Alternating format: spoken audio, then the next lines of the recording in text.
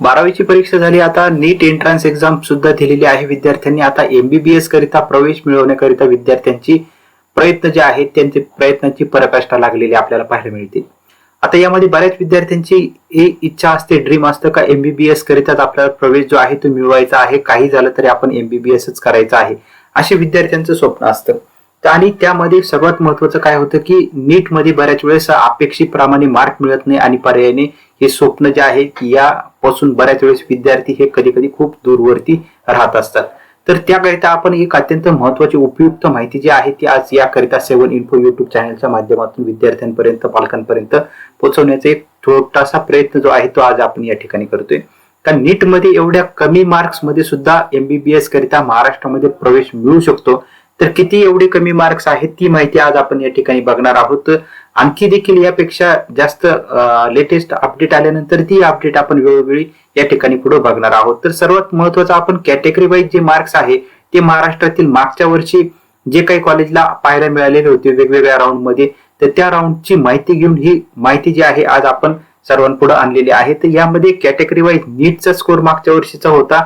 ST कॅटेगरीचे जे विद्यार्थी होते मेल, सर्व हे मेल करिता आपण घेतलेले, फिमेल करिता यापेक्षाही 4-5 मार्क जे आहे ते त्या कॅटेगरी पासून कमी असणार आहे फिमेल करिता. तर हे सर्व जेंट्स करिता, मेल करिता हे सर्व मार्क्स आहेत. एसटी कॅटेगरीच्या विद्यार्थ्यांकरिता आपण बघितलं तर मागच्या वर्षी लोएस्ट स्कोर जो आहे तो 315 म्हणजे 315 मार्क्सच्या विद्यार्थ्याला सुद्धा एमबीबीएस जे कॉलेज आहे, प्रायव्हेट मेडिकल कॉलेज आपण बघतोय, प्रायव्हेट मेडिकल कॉलेजमध्ये त्या विद्यार्थ्याला ऍडमिशन प्रवेश मिळालेला होता एमबीबीएस करिता. त्याचसोबत एससी कॅटेगरीचा जो विद्यार्थी होता की ज्याला 457 मार्क होते, 457 मार्क्स होते, त्याचा देखील एमबीबीएस करिता प्रवेश महाराष्ट्रामध्ये झालेला होता मागच्या वर्षी.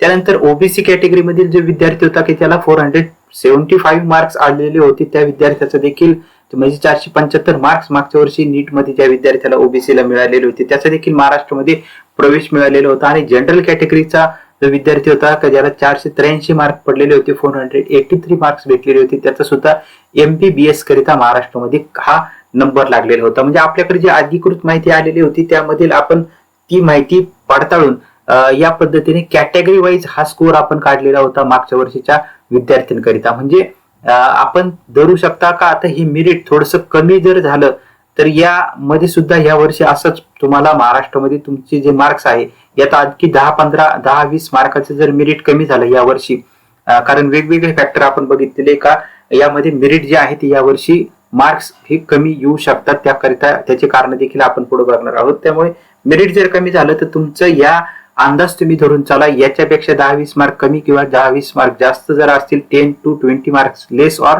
मोर तुमचे जर असतील तर तुमचा एमबीबीएस करिता महाराष्ट्रामध्ये नंबर जो आहे तो लागू शकतो. तुम्ही तुमची फक्त कॅटेगरी पाहून घ्या. आणि त्याचसोबत आता दुसरा आपण एक फॉर्मॅट पण बघितलेला आहे का ऑल इंडिया रँकिंग जी आहे ती ऑल इंडिया रँकिंगचा सुद्धा आपण अभ्यास या ठिकाणी केलेला आहे. ती देखील माहिती आज आपण या ठिकाणी आपण घेऊन आलेलो आहोत. तर नीट ऑल इंडिया रँकिंग मागच्या वर्षी जे ज्या विद्यार्थ्यांना मार्क्स मिळालेले होते ते त्यांचा ऑल इंडिया रँकिंगचा जो स्कोर आहे तो ऑल इंडिया रँकिंगचा स्कोर म्हणजे एआय स्कोर आपण या ठिकाणी बघूयात. तर मागच्या वर्षी हे जे आपण मार्क्स आता बघितलेले होते त्याच विद्यार्थ्यांचा ऑल इंडिया रँकिंग एसटी कॅटेगरीचा जो विद्यार्थी की ज्याचा एमबीबीएस करिता ऍडमिशन झालेलं होतं तर त्याचा जो ऑल इंडिया रँकिंग नंबर होता 2,98,314 2,98,314 हा त्या विद्यार्थ्याचा ऑल इंडिया रँकिंगचा नंबर होता. त्यानंतर एससी कॅटेगरीचा जो विद्यार्थी होता का त्याचे मार्क्स आताच आपण बघितलेले होते त्याचा ऑल इंडिया रँकिंगचा जो नंबर होता तो होता 1,24,530 म्हणजेच या एससी कॅटेगरीच्या विद्यार्थ्याचा ऑल इंडिया रँकिंग हा नंबर होता 1,24,530. त्यानंतर ओबीसी कॅटेगरी मधील जो विद्यार्थी होता का ज्याचा ऑल इंडिया रँकिंग नंबर होता 1,07,929 म्हणजेच 1,07,929 एवढा त्याचा ऑल इंडिया रँकिंगचा नंबर होता. आणि त्याचं देखील सिलेक्शन जे आहे त्या ठिकाणी एमबीबीएस करिता झालेलं होतं महाराष्ट्रामध्ये.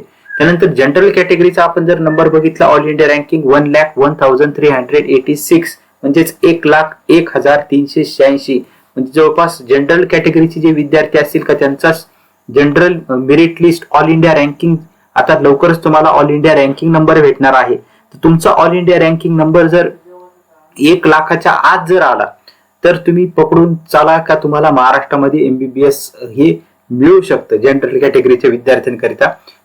त्यानंतर ओबीसी कॅटेगरीच्या विद्यार्थ्यांचा ऑल इंडिया रँकिंग नंबर 1,07,000 म्हणजे जवळपास 1,08,000च्या आतमध्ये जर ऑल इंडिया रँकिंगचा जर नंबर आला तुमचा, तर निश्चित तुम्हाला देखील काही प्रायव्हेट कॉलेज जे आहे एमबीबीएस करिता मिळू शकता. त्यानंतर एससी कॅटेगरीच्या विद्यार्थ्यांचा जर ऑल इंडिया रँकिंग नंबर हा 1,24,530च्या जवळपास आतमध्ये जर नंबर आला, म्हणजे जवळपास 1.25 लाखाच्या आतमध्ये जर ऑल इंडिया रँकिंग नंबर जर आला, तर आपल्याला ही प्रायव्हेट कॉलेजमध्ये एमबीबीएस करता येऊ शकतं. त्याची शक्यता जी आहे ती आपण एकदम लोवेस्ट पॉसिबिलिटी बघतोय, कमीत कमी जी शक्यता आहे ती बघतोय.